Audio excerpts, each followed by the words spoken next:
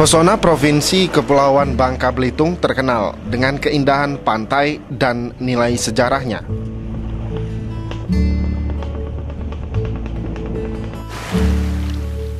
Bibir pantai yang membentang di sebagian besar pulau dibalut oleh gugusan bebatuan granit yang super keras nan indah.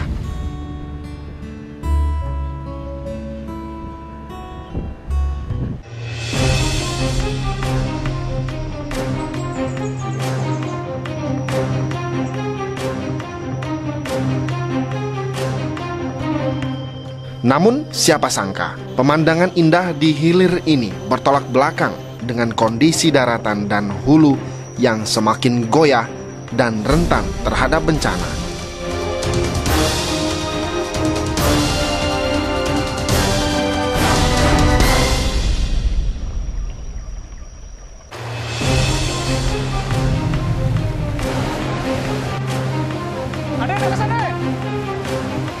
Senin 8 Februari 2016, hampir seluruh kabupaten kota khususnya di Pulau Bangka luluh lantak dilanda banjir.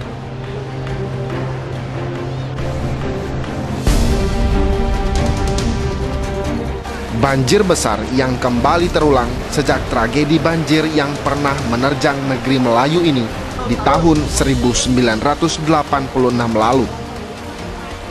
Rentang waktu 30 tahun itulah yang membuat pertanyaan besar, ada apa dengan daratan negeri Melayu? Benarkah kondisi alam sudah tak seimbang lagi?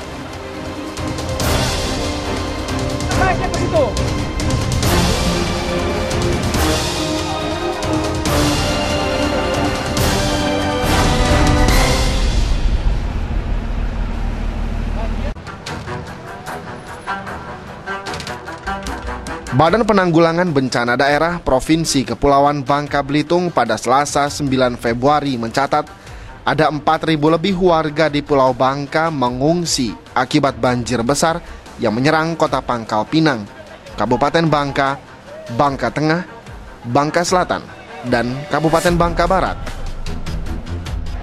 Warga yang menjadi korban banjir ini pun mengungsi ke posko-posko yang sudah dibuat oleh pemerintah daerah setempat.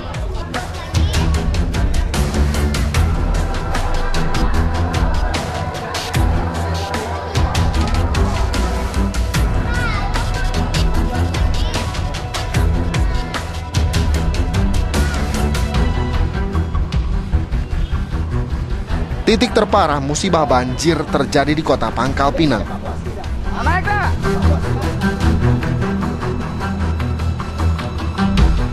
Banjir yang melanda Kota Pangkal Pinang membuat aktivitas perekonomian dan perdagangan di ibu kota Provinsi Kepulauan Bangka Belitung menjadi lumpuh.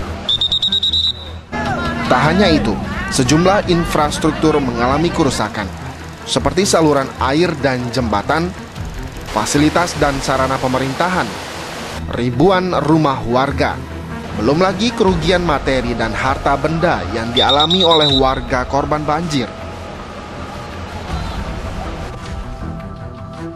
Musibah banjir yang terjadi hampir di seluruh kecamatan diperkirakan menelan kerugian hingga 94 miliar rupiah. Pemerintah kota merilis 11.162 kepala keluarga dengan jumlah jiwa sebanyak 38.327 menjadi korban banjir dalam musibah ini. Dan dari jumlah tersebut sebanyak 8.854 rumah warga terendam banjir. Dengan rincian Kecamatan Taman Sari 4.911 kepala keluarga dengan 15.990 jiwa. Kecamatan Pangkal Balam sebanyak 635 kepala keluarga dengan 2.175 jiwa. Kecamatan Gapek dengan 270 kepala keluarga dengan 810 jiwa. Dan Kecamatan Girimaya 849 kepala keluarga dengan 2.943 jiwa. Sedangkan untuk Kecamatan Bukit Intan sebanyak 920 kepala keluarga yang jadi korban banjir dengan 1.942 jiwa. Kecamatan Gerunggang 261 kepala keluarga dengan 946 jiwa, dan Kecamatan Rangkuy yang menjadi korban sebanyak 3.416 kepala keluarga dengan jumlah jiwa sebanyak 13.521. Begitu juga dengan yang terjadi di wilayah Bangka Tengah. Di hari yang sama, Senin 8 Februari 2016, sejumlah titik di Kabupaten Bangka Tengah juga tak bergerak. Bahkan beberapa desa terisolir akibat jembatan penghubung antar desa dan jembatan di ruas jalan provinsi yang menghubungkan antar kabupaten kota ambruk setelah terkikis air yang meluap dari aliran sungai. Lebih dari 3 hari diterjang banjir, setidaknya ada 12 jembatan yang rusak hingga roboh. Warga yang belum tersentuh oleh bantuan pemerintah pada waktu itu langsung membuat jembatan darurat yang terbuat dari kayu.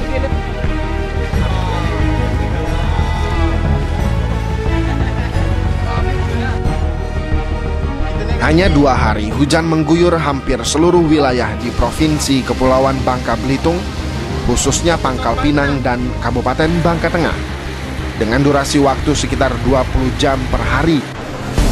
Daratan negeri Melayu pun tak mampu lagi menampung air. Praktis, air yang meluap ini berubah menjadi malapetaka yang menimpa masyarakat Kepulauan Bangka Belitung.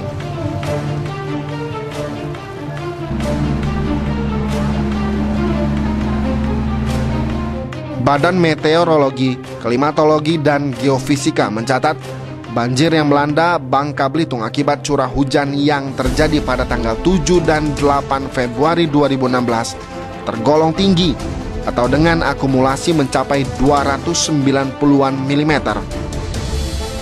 Limpahan air yang turun ini yang kemudian diperburuk kondisi pasang air laut atau ROB yang mencapai 1 meter, sehingga air yang turun dari hulu ke hilir tidak berjalan normal karena terhambat air rob. Lalu, benarkah banjir ini semata-mata karena faktor cuaca? Benarkah campur tangan manusia tak ada pengaruhnya terhadap amukan alam ini?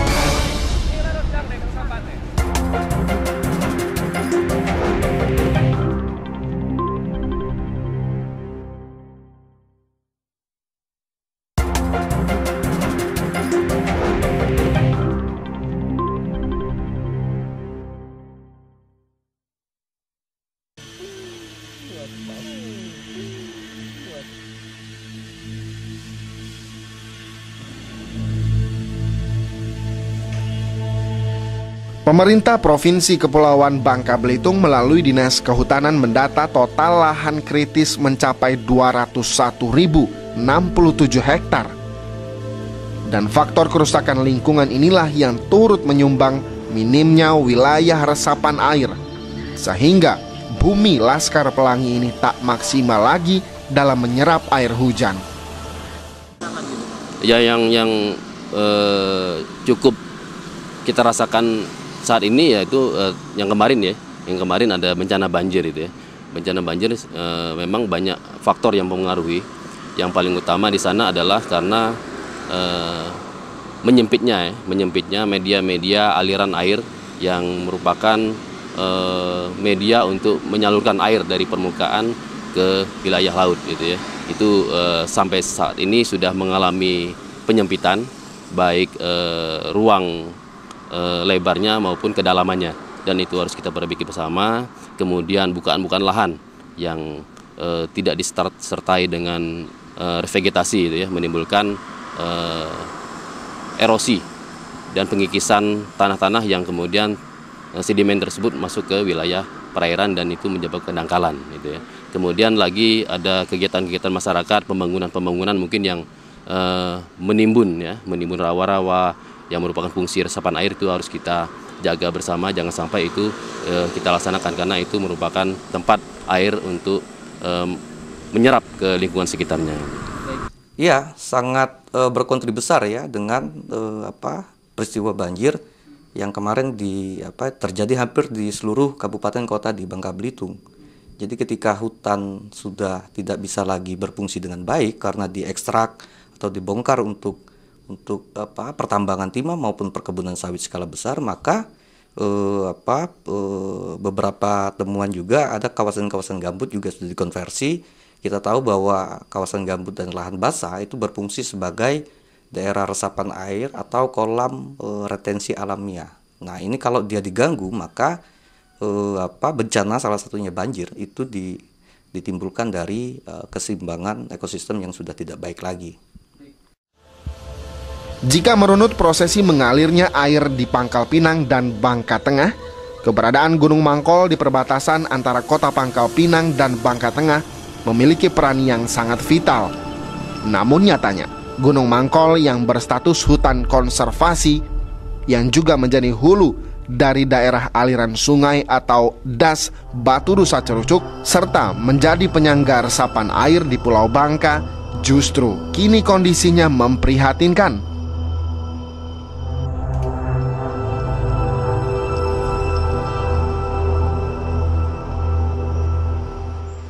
Fakta mengejutkan didapatkan dari luas hutan konservasi Gunung Mangkol seluas 6.000-an hektar.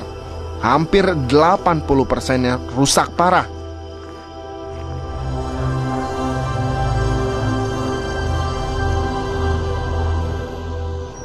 Kerusakan di kaki dan badan Gunung Mangkol ini terjadi sudah puluhan tahun dan cenderung terus meningkat setiap tahunnya.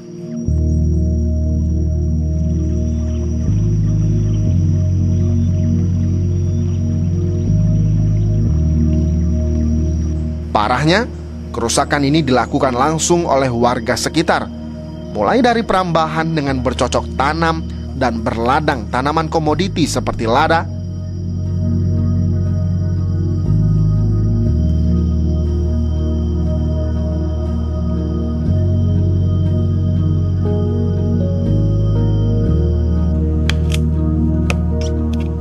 illegal logging atau pembalakan liar,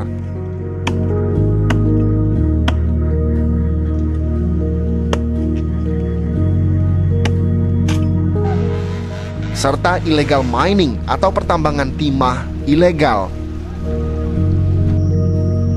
Jumlahnya tak main-main, ada sekitar 300 kepala keluarga yang terlibat dalam perambahan hutan Gunung Mangkol.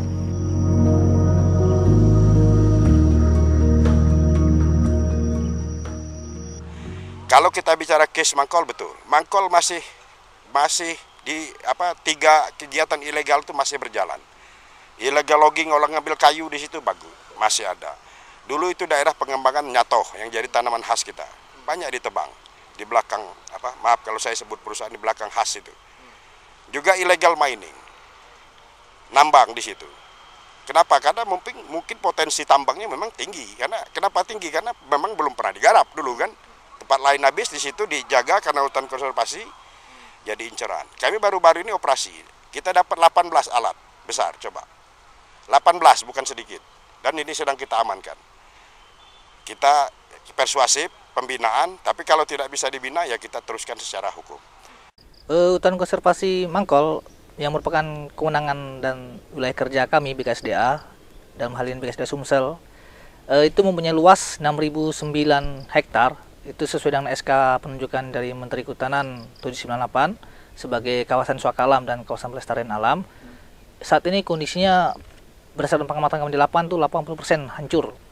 Hancur dalam arti terlalu banyak perambahan, illegal logging, dan kegiatan tambang timah ilegal. Itu semua pengamatan kami di lapangan dilakukan oleh masyarakat ya. Masyarakat sekitar kawasan. Beberapa kali kami jumpain alasan mereka untuk pemenuhan kebutuhan dasar. Nah, kawasan kita ini sudah dikelilingi oleh 5 desa, merupakan kawasan yang sangat strategis sebenarnya. Jadi 5 desa itu masyarakatnya kebanyakan berladang dalam kawasan. Hasil kami di lapangan itu kegiatan perambahan dalam kawasan itu udah dari sekitar tahun 60-an untuk perkebunan lada itu. Sementara untuk kegiatan penambangan timah itu memang baru-baru saja, itu meledaknya sekitar di tahun 2007-an. Itu baru meledaknya. Tapi untuk kegiatan peladangan atau illegal logging perambahan itu udah tahun 60-an.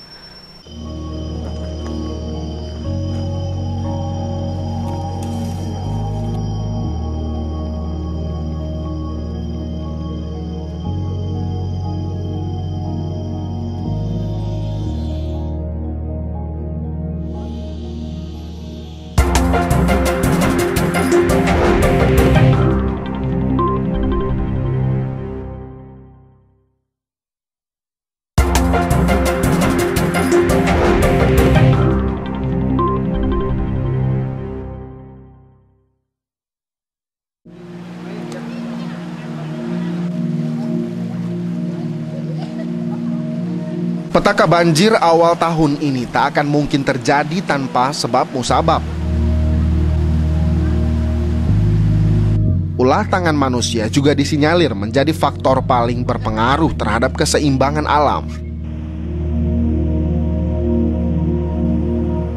Belum selesai dengan kondisi hutan yang hancur, persoalan mengerucut pada aliran anak sungai yang mengalir di permukaan atau karakteristik biofisik das.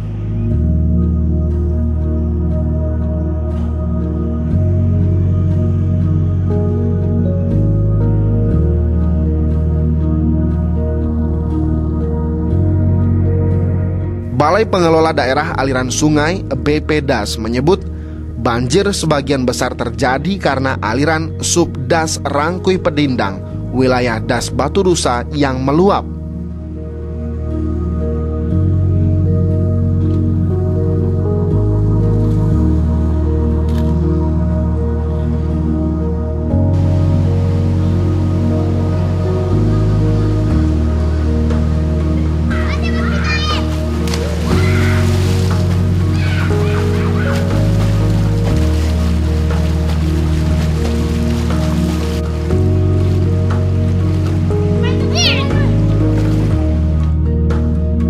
Tingginya tingkat sedimentasi atau endapan lumpur di das akibat aktivitas pertambangan dituding sebagai biang keladinya.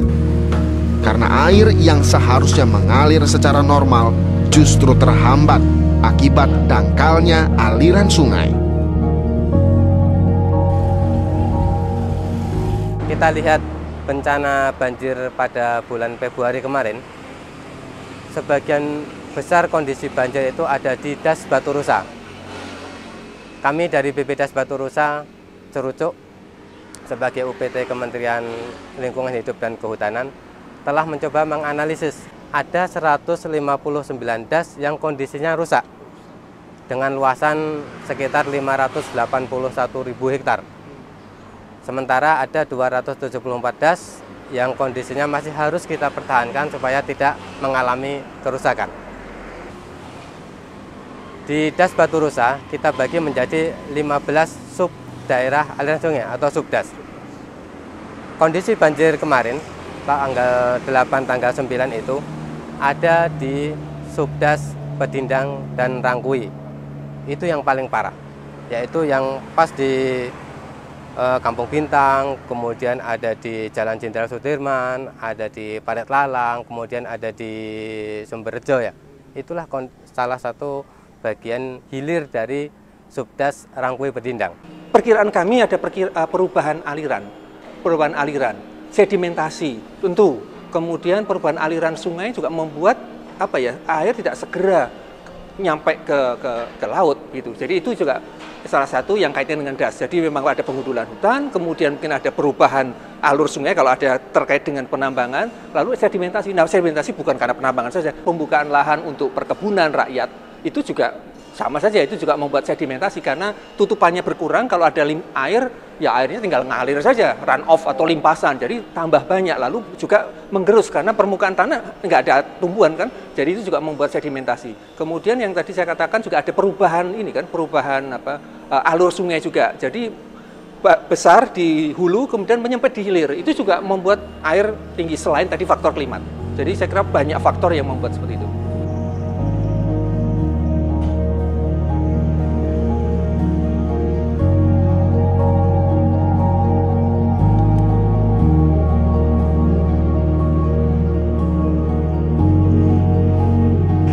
Langkah pemerintah dalam mencegah terjadinya banjir kini masih ditunggu.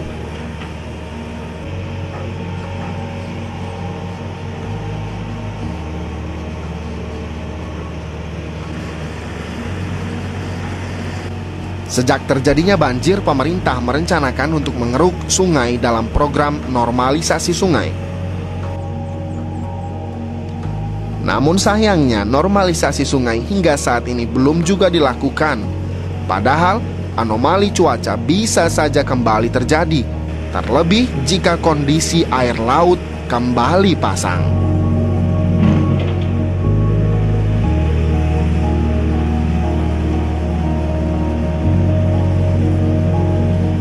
menormalkan sungai, artinya seharusnya sungai yang pada awalnya belum diganggu ya itu seharusnya yang dilakukan, ya kan, bukan yang berkelok-kelok diluruskan, tidak, karena memang justru memang itu kontur alamnya memang seperti itu. Kalau diluruskan mungkin jangan-jangan malah alirannya menjadi deras gitu. Saya kira menormalkan itu, lalu karena fungsi sungai adalah mengalirkan air dengan baik, ya mungkin ada beberapa timbunan-timbunan sampah atau apapun yang mengganggu, ya harus dikeruk misalnya seperti itu yang menurut saya dinormalkan. Kemudian juga normalkan sungai juga berarti di sekitar di sepadan sungai juga harus ada dibersihkan dari bangunan. Betul nggak bahwa sekian meter dari sepadan sungai harus bebas? Kemudian juga ada vegetasi di sekitar situ untuk mempertahankan supaya tidak cepat ambruk kalau kena airannya banyak, karena akar-akarnya juga akan mencengkram dari sungai-sungai itu. Misalnya seperti itu. Kalau di Jakarta kemarin saya lihat beberapa yang sudah sangat ini nggak mungkin kita tanam pohon sempadan di semen, misalnya seperti itu. Minimalisir terhadap banjir memang seyogyanya untuk Kota Pangkal Pinang harus ada yang namanya pengalihan terhadap pasang surut dari air laut dan penanganan terhadap apabila terhadap cuaca buruk kalau berhari-hari sudah terjadi turun hujan. Bukan tanggap darurat lagi, tapi adalah perencanaan secara globalitas dan memang urgensi tingkat tinggi sehingga membutuhkan dana paling besar. Nah, untuk yang memang kita lakukan tanggap daruratnya di APBD Mendulu ini kami melakukan dengan cara normalisasi dan pengerukan, tapi yang sifatnya stimulan di beberapa lokasi, hampir rata-rata 250 lokasi di seluruh kabupaten kota, satu kota 6 kabupaten. Jadi ini tidak main-main, dalam arti kata walaupun memang kami dalam jangka waktu dekat ini masih kendala dengan terbatas anggaran, tapi di mana di APBD Mendahulu ini lewat DPR Provinsi sudah menyetujui dan kami Kemendagri juga sudah menyetujui. Insya Allah kami akan berbuat untuk pelaksanaan fisiknya ini di akhir bulan Maret ini. Akhir bulan Maret ini kami sudah melakukan aktivitas kegiatan fisik. Apakah itu hanya melakukan studi atau melakukan pengerukan dan normalisasi atau yang namanya pasangan talut.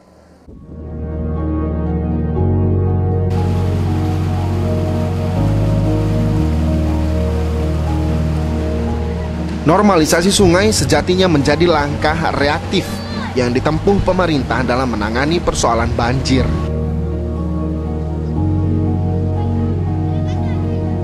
Namun akan lebih mudah jika seluruh unsur mengedepankan sikap antisipatif dengan membangun kesadaran pentingnya keseimbangan alam, mempertahankan kelestarian lingkungan, dan menjaga negeri yang dulu terkenal dengan semboyan Gemah Ripah Loh Jinawi ini dari tangan-tangan usil perusak lingkungan.